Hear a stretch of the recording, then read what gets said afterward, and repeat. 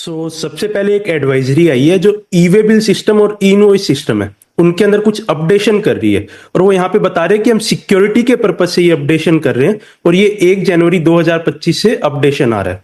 तो ये बेसिकली दो चीजों के रिगार्डिंग बात कर रहा है। सबसे पहले तो ये बात करता है मल्टी फैक्टर ऑथेंटिकेशन रिगार्डिंग और कुछ ये नए चेक्स इंट्रोड्यूस कर रहा है कि जो आपके ई वे बिल जनरेशन के ऊपर चेक्स लगाए जाएंगे नए। तो मल्टी फैक्टर ऑथेंटिकेशन मतलब एक से ज्यादा तरीके से ऑथेंटिकेट करेंगे कि हम यूजर आईडी और पासवर्ड के साथ साथ ओटीपी के थ्रू भी ऑथेंटिकेट करेंगे। और ओटीपी आप कहां कहां आ सकता है, वो या तो आपके रजिस्टर्ड मोबाइल नंबर पे आ सकता है, संदेश ऐप करके आ सकता है, या इसी तरह की कोई और सिमिलर ऐप है उसके ऊपर आपके ओटीपी आपको रिसीव होंगे। तो अब तक क्या था, 20 अगस्त 2023 से 20 अगस्त 2023 से ये 100 करोड़ से ऊपर वाले टर्नओवर वाले लोगों के लिए मैंडेटरी था। 11 सितंबर 2023 से 20 करोड़ से ऊपर वाले टर्न वाले लोगों के लिए ऑप्शनल था। लेकिन अब 1 जनवरी 2025 से क्या होगा कि ये एग्रीगेट टर्नओवर जिनका 20 करोड़ से ऊपर है उसके लिए मैंडेटरी हो जाएगा। 1 फरवरी 2025 से जिसका एग्रीगेट टर्नओवर 5 करोड़ से ऊपर है उनके लिए मैंडेटरी हो जाएगा और 1 अप्रैल 2025 से जितने भी टैक्स पेयर्स हैं उन सभी के लिए चीज मैंडेटरी हो जाएगी। इसके बाद अब आगे जो दो चीजें हैं ये कि अब हमें ये अलाउ किया जा रहा है कि आप ई वे बिल 180 दिन में जनरेट कर दीजिए कि मतलब मैं गुड्स मूवमेंट मेरा चालू हो गया उसके 180 दिन तक मैं ई वे बिल जनरेट कर सकता हूं। तो ये हमारा गलत एक कंक्लूजन होगा। ये बस एक आईटी सिस्टम पे चेक है। ई वे बिल आप कब तक जनरेट कर सकते हो वो चीज आपको जीएसटी लॉ से, जीएसटी एक्ट से ही फॉलो करनी है। तो ये कंक्लूड हम बिल्कुल नहीं कर सकते कि आपको 180 दिन तक आपका, आज से मान लीजिए आपने कोई गुड्स भेज दिया 5 जुलाई 2024 को भी मान लीजिए कि आपने 5 जुलाई 2024 को कोई गुड्स भेज दिया, आप उस वक्त ई वे बिल जनरेट नहीं किया आपने और आपकी कोई गाड़ी भी नहीं पकड़ी गई और अगर अब आप सोच रहे हो कि आज मैं ई वे बिल जनरेट कर दूं तो इस एडवाइजरी की वजह से वो चीज सही हो जाएगी, तो ऐसा नहीं होने वाला। आपने अगर ई वे बिल जनरेट करने की आपकी जो लायबिलिटी थी वो उसी वक्त थी। ये बस एक सिस्टम के अंदर चेक लगाया गया। अच्छा प्रतीक, मैं इसको दूसरे तरह से देख रहा हूँ। जी सर। ये कह रहा है the generation of e way bills will be restricted to documents dated within 180 days from the date of generation. इसका मतलब क्या हुआ? The generation of e way bills will be restricted to documents within 180 days from the date of generation. यानी कि invoice की date अगर मान लो आज की है तो उसके 180 दिन के अंदर मुझे ई वे बिल जनरेट करना है, करेक्ट है? यही मतलब निकल रहा है। For instance, document dated earlier than 5 July 2024 will not be eligible for e-way bill generation starting 1st January 2025। अब इसको अगर हम लोग देखें, इसका मतलब समझ में आ गया कि अगर आज आपका इनवॉइस का डेट है तो उसके 180 दिन के अंदर ई-वे बिल जनरेट कर ले। ऐसा नहीं हो सकता 180 दिन के बाद आपको याद आया कि अरे ये गुड्स का मूवमेंट नहीं हुआ। मुझे ऐसा लग रहा है कि ये कुछ फ्रॉड को रोकने के लिए ये रिस्ट्रिक्शन लेके आ रहे हैं। मान लो ई-वे बिल मैंने इनवॉइस जनरेट किया लेकिन ई-वे बिल जनरेट नहीं किया और मैं उसको बाद में मैं पकड़ा जाता हूं कि इसका ई-वे बिल जनरेट नहीं किया तो मैं आज जनरेट कर देता हूं।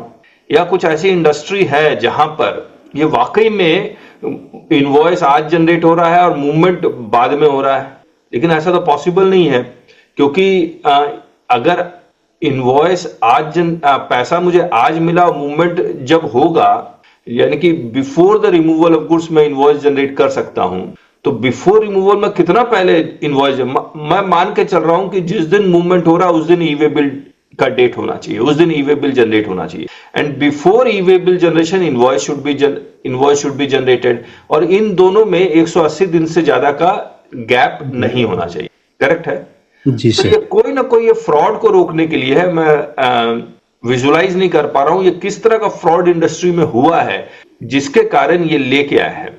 Any idea, anyone? और कोई इंटरप्रिटेशन आप लोग का है? हाँ, इसमें पार्ट ए पार्ट बी का इशू तो नहीं है सर। पार्ट ए इनवॉइस में ई वे बिल इशू करना चाहिए, हाँ। पार्ट बी ट्रांसपोर्टर का है, हाँ, तो लोगों ने पार्ट ए भी नहीं भरा ना सर। नहीं, ई वे बिल का जब भी जनरेशन लिखा हुआ तो आप मान के चलिए कि ई वे बिल तभी बनेगा जब पार्ट ए और पार्ट बी दोनों भरा हुआ हो। तो ये पार्ट ए पार्ट बी का नहीं है, कोई ना कोई फ्रॉड रोकने के लिए। कौन सा फ्रॉड ये हो रहा है? I don't have any idea. Anyone? वर्स कॉन्ट्रैक्ट, रेंटल बिजनेस, बड़ी बड़ी मशीन का किराया वाला, या फिर डिलीवरी चालान, कुछ हुआ है? ये वर्ड भी डॉक्यूमेंट लिख रहे हैं, इनवॉइस नहीं लिख रहे हैं। तो इनवॉइस, डिलीवरी चालान दोनों। एनीवन? किसी को भी कोई आइडिया तो बताइए प्लीज। कोई फ्रॉड हो रही है इंडस्ट्री में जिसके कारण मान लीजिए मैंने आज इनवॉइस काट दिया और ई वे बिल जनरेट कर रहा हूं। मान लीजिए आप ऐसे समझिए, मान लीजिए गाड़ी रास्ते में जा रही है बोला इनवॉइस, तो इनवॉइस में देखा कि उसमें अक्टूबर का डेट है या और ई वे बिल 180 दिन के बाद का है। तो बोला इतना इतना गैप क्यों है? बोला गैप कोई लॉ ही नहीं है ऐसा, और अभी भी ये लॉ में नहीं है, ये एडवाइजरी है। अभी भी ये लॉ नहीं है, ये एडवाइजरी है। मैं जनरेट करूंगा, क्या दिक्कत है? क्या लग रहा है? जॉब वर्क का सिस्टम नहीं समझ में आ रहा ना। Anyone else? अच्छा, लेकिन एक बात बताइए, ये एडवाइजरी है करेक्ट, लेकिन ये तो पोर्टल में इसको इंप्लीमेंट कर देंगे, फिर तो मैं कर ही नहीं पाऊंगा, भले लॉ हो या ना हो। चलिए ठीक है, नेक्स्ट। यस प्रतीक। सर इसके बाद नेक्स्ट ये एक और रेस्ट्रिक्शन लगा रहे हैं जो और भी ज्यादा स्ट्रेंज लग रही है कि आप ई वे बिल को सिर्फ 360 डेज तक एक्सटेंड कर पाएंगे। मतलब आपको ई वे बिल की अगर आपको एक्सटेंड करना है, आपका गुड्स डिलीवर नहीं हो पाया, तो एट मैक्स आप उसको 360 डेज तक एक्सटेंड कर पाएंगे।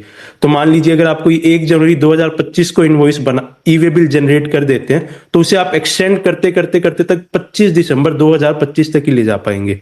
तो जैसे अगर ई वे बिल एक्सपायर होता है तो उसके 8 घंटे में आप उसे एक्सटेंड कर सकते हो, तो उसे एक्सटेंड करते करते 25 दिसंबर 2025 तक आप उसे एक्सटेंड कर पाएंगे।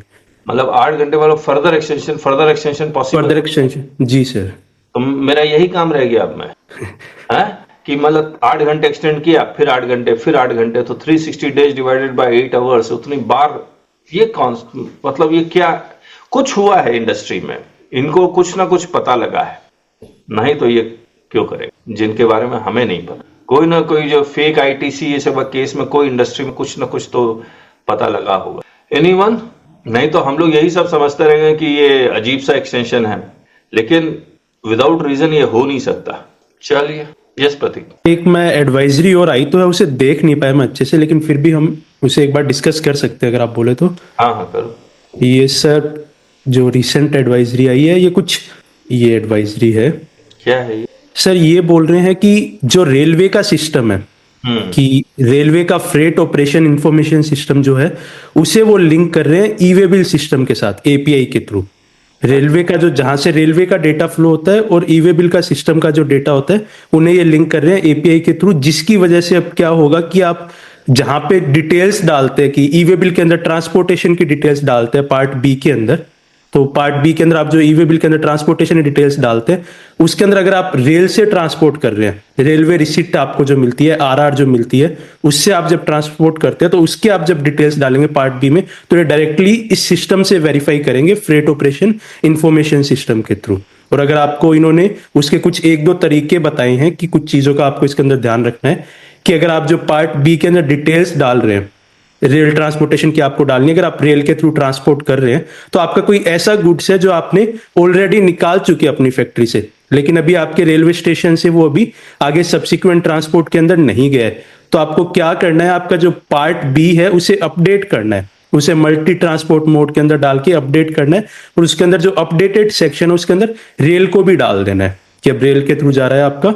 और रेल के अंदर आपको इन्होंने एक फॉर्मेट बताया कि आपके जो रेल रिसीट के जो नंबर है जो आपके हैं, वो किस तरह से डालने हैं, कि आपको सबसे पहले एफ डालते हुए, स्टेशन कोड डालते हुए आपको आरआर डालना है। तो इस तरह ने एग्जांपल से बताया कि आपके SJWT अगर स्टेशन कोड है, ये आरआर है, तो इस तरह से उसे डालना होगा, और ये वेरीफाई करेगा उसे अब से आपके जो FOIS सिस्टम जो है उससे वेरीफाई करेगा। उससे अगर एरर होगा तो वो उस नंबर को ये लेगा नहीं। तो ये बेसिकली एक और एडवाइजरी इन्होंने रेलवे से ट्रांसपोर्टेशन के रिगार्डिंग इन्होंने इशू की है। तो रेलवे के पार्ट बी में ऐसे भी कोई नंबर तो जाता नहीं है, सिर्फ आरआर नंबर आ जाता है उसमें। पहले तो नहीं था आरआर नंबर का पार्ट बी में, कि था? एक बार ईवे बिल पोर्टल खोलते रुकिए। मैं फिर से पढ़ रहा हूँ, ये रूल 138 सब रूल 2A है, जहां पर रेलवे से अगर आप गुड्स का ट्रांसपोर्ट करते हैं तो पार्ट ए भरना पड़ता है, पार्ट बी आप बाद में भर सकते हैं। पार्ट बी में भी ट्रांसपोर्ट नंबर नहीं होता, आरआर नंबर अगर उसमें है जो मुझे याद नहीं है, वो भरना पड़ेगा। तो ये कहता है where the goods are transported by railways or by air or by vessel, the e-way bill shall be generated by the registered person being the supplier or the recipient, who shall either before or after commencement of movement furnish on the common portal the information in part B, provided that where the goods are transported by railways, the railways shall not deliver the goods unless the e-way bill required under these rules is produced at the time of delivery. तो part B आप बाद में भर सकते। Kolkata to Andaman by vessel generate part A before movement. Part B can be generated during the movement. Kolkata to Chennai by rail Generate part A before movement, part B can be generated after completion of movement or at the time before taking the delivery. The expression transport by railway is transportation of goods by railway, transport of goods by rail movement does not include cases where leasing of parcel space by railways takes place. Railway receipt, Animesh लिखते हैं यहाँ पर outward supply regular, यहाँ rail जैसे rail लिखा तो ये RR number पीडब्ल्यूबी number ये आ गया, यहाँ आरआर नंबर ओके, ये वो मैच करने लगेगा, करेक्ट है ना? Yes sir. ये मैच कर, ये व्हीकल नंबर में तो भरने नहीं देगा, ये भरूंगा और वो मैच कर, ठीक है। और हम लोग क्या कर रहे थे,